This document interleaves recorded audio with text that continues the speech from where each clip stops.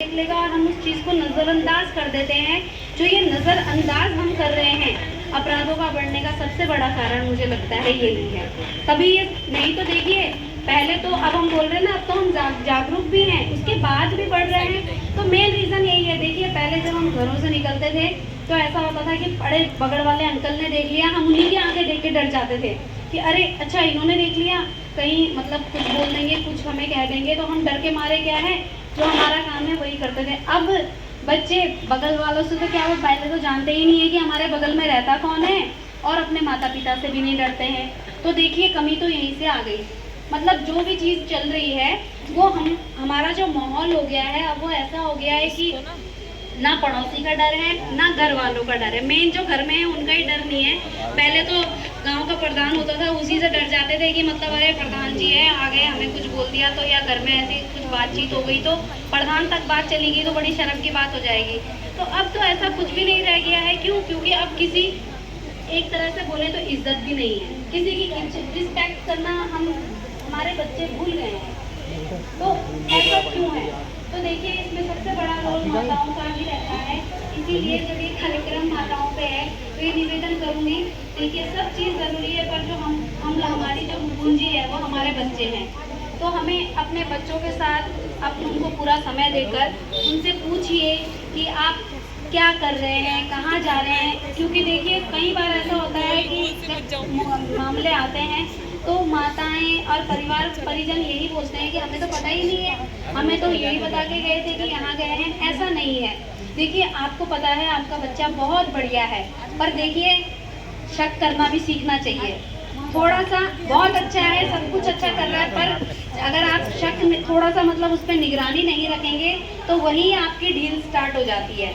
आपको पता है मेरा बच्चा सीधा ट्यूशन ही जाता है, ट्यूशन से घर आता है, घर में पढ़ाई कर रहा है, फ़ोन में भी पढ़ाई कर रहा है, वो कुछ अन्य ऐसी चीज़ें नहीं कर रहा है।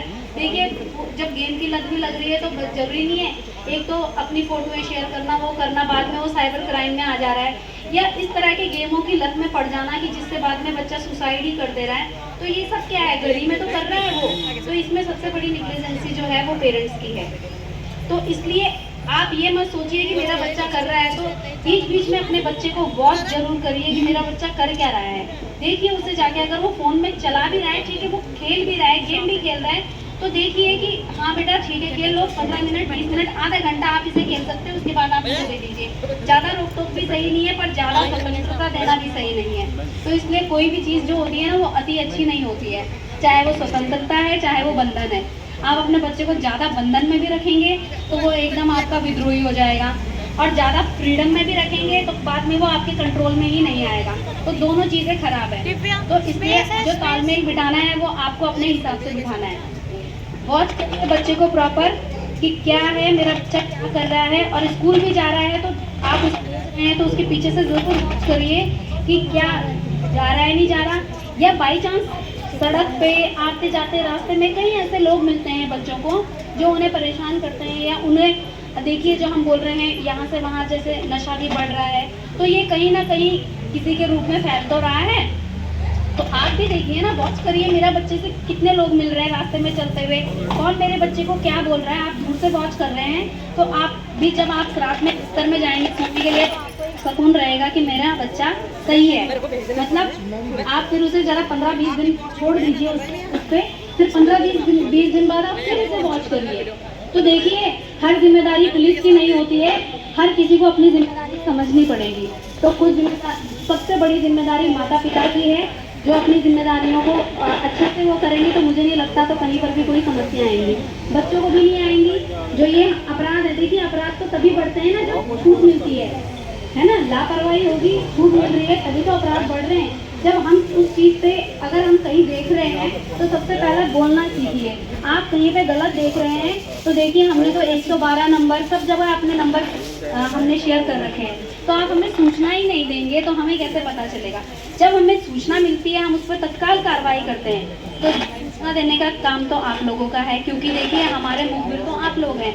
आप लोग हमें बताएंगे समाज में क्या जा रहा है, क्योंकि हर जगह पुलिस अवेलेबल हो ये ज़रूरी नहीं है, पॉसिबल ही नहीं हो पाता है। बट हम वहाँ पहुँचे, इसके लिए हमें आप बताएंगे कि आपको वहाँ वहाँ ऐसा होना चाहिए। वहाँ देखिए, आप थाने में आके अगर कोई समस्या है, आपके क्षेत्र की समस्या है कि ऐसा होना चाहिए, वहाँ इस तरह की जागरूकता कुछ होना चाहिए, तो आप हमें आके बताइए कि इस माहौल में या इस जगह पे ऐसा चल रहा है। देखिए, हम तो जागरूक करने का काम कर सकते हैं और रोकने का काम कर सकते हैं। बाकी अपने उसको कैसे ठीक करना है, वो सबसे पहले जिम्मेदारी वहाँ पे रहने वाले लोगों की है। पुलिस की जिम्मेदारी तो है, पर सबसे पहले उन लोगों की जिम्मेदारी है जो उस स्थान पे रह रहे हैं। ठीक है। और सभी बच्चियों से यही कहना चाहूँगी कि पहले तो आप लोग जो पढ़ रहे हैं, जिस कक्षाओं में पढ़ रहे हैं, मन लगा के पढ़िए, आगे बढ़िए। आप लोग जिस एज में हैं उसमें पढ़ाई पे ज़्यादा फोकस रखिए, वो ज़्यादा बेटर है। देखिए बच्चों, फ्रेंड्स वगैरह सब होते हैं, हमें कोई हम मना नहीं कर रहे हैं आपको फ्रेंड्स वगैरह, पर अगर कोई आपको ऐसी बातों के लिए बोलता है जो, देखिए इंसान में सिक्स सेंस होती है, इंसान को पता होता है। मान लीजिए कोई हमें बोल रहा है अपनी पिक्चर भेजिए, कुछ हमें जो साइबर क्राइम आज बढ़ते हुए दिख रहे हैं, हमें बहुत चरम सीमा पे है साइबर क्राइम भी, मतलब फ़ोटो वीडियो वायरल करना, वो करना, तो पहले भेजी तो पहले प्रथम पक्ष के द्वारा ही गई है ना, पहले आप ही के द्वारा तो भेजी गई है, उसको बाद में चाहे वो मैनिपुलेट कर रहा है, चाहे वो उसमें कुछ कर रहा है, तो ये है कोई आपसे इस तरह की चीज़ें मांग रहा है तो पहले तो आप शेयर मत कीजिए। और पहले भी कोई भी अननोन आपका लिंक है या कुछ है उस पर क्लिक मत कीजिए।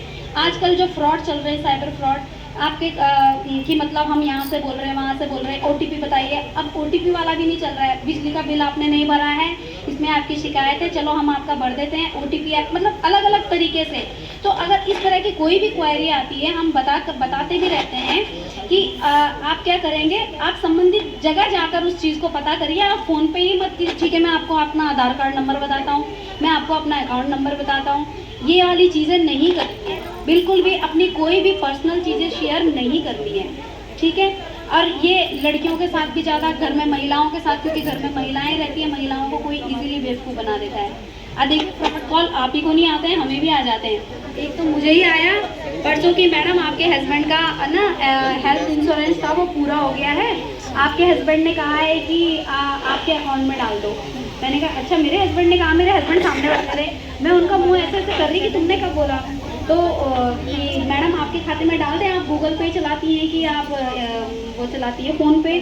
मैंने कहा वो मैं तो जो भी चलाती हूँ, पर मेरे को ये बताइए कब बोला। मेरे हस्बैंड ने कह रहा अभी बोला, तो मैं तो हस्बैंड तो नाश्ता कर रहे थे, कब बोला।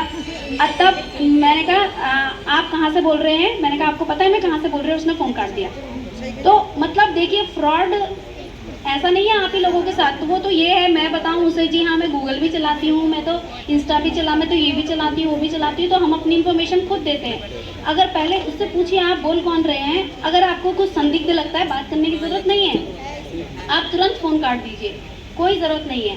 और ये जो आजकल बच्चे मोबाइल का बहुत ज़्यादा यूज़ कर रहे हैं, चाहे वो पढ़ाई के लिए है, किसी चीज़ के लिए, आप देखिए जब से ये कोरोना चला तब से बच्चों का क्लासेस भी ऑनलाइन, क्लासेस सारे होमवर्क ऑनलाइन, तो इस चक्कर में भी बच्चों को एक वो मिल गई है कि हमें फ़ोन दे दीजिए, तो वो उस फ़ोन के चक्कर में क्या कर रहे हैं, वो काम तो कर रहे हैं, उसके बाद वो अन्य काम भी कर दे रहे हैं उसमें। वो या तो कई बार क्या रीज़न हो रहा है, बच्चे गेम डाउनलोड कर रहे हैं तो भी माता पिता का अकाउंट खाली हो जा रहा है, या पता नहीं कौन कौन सी साइटें ऐसे करके, और अपनी फ़ोटो अपलोड या घर की कुछ भी, तो इस तरह के काम ना सही नहीं है बेटा। मतलब ये आप लोगों के भी पढ़ाई की एज है, आप पढ़ाई पे ध्यान दीजिए। अगर कोई भी अननोन व्यक्ति आपसे फ्रेंड रिक्वेस्ट वगैरह के लिए कुछ भी आपको बोलता है, क्योंकि देखिए फ्रॉड, आप लोग इतने बड़े हो गए हैं, आप ये भी समझ रहे होंगे, अच्छी स्कूलों में पढ़ रहे हैं, मतलब अगर कोई फ्रेंड रिक्वेस्ट भेज रहा है तो वो मतलब वो भी 15-16 साल के लड़के की फ़ोटो लगा के भेज रहा है, और बाद में जब पता चलता है ना वो मिलता है तो वो कोई और ही मिलता है। तो इस तरह के फ्रॉड्स में पढ़ने की ज़रूरत नहीं है, इस चक्करों में पढ़ने की ज़रूरत नहीं है। अभी जो आपकी एज है वो सिर्फ पढ़ने की है, अपने कैरियर पे फोकस करिए, क्योंकि अगर आप अपने मार्ग से, अभी आपका जो रास्ता है वो सिर्फ पढ़ाई है, अगर आप अपने मार्ग से भटकेंगे तो वो रास्ता भटक के आपको कहीं और ही ले जाएगा, आपके लक्ष्य से अलग दूर कर रहा है, तो इन रास्तों पे जाने की ज़रूरत नहीं है। मैं ज़्यादा ना कहते हुए, क्योंकि अभी अन्य कार्य भी है, मैं अपने शब्दों को विराम देती हूँ और इसी मंगल कामना करती हूँ कि आप सबका भविष्य उज्ज्वल हो, और सभी बहनों को करवा चौथ की फिर से पुनः बधाई दूंगी और शुभकामनाएं देती हूँ। धन्यवाद।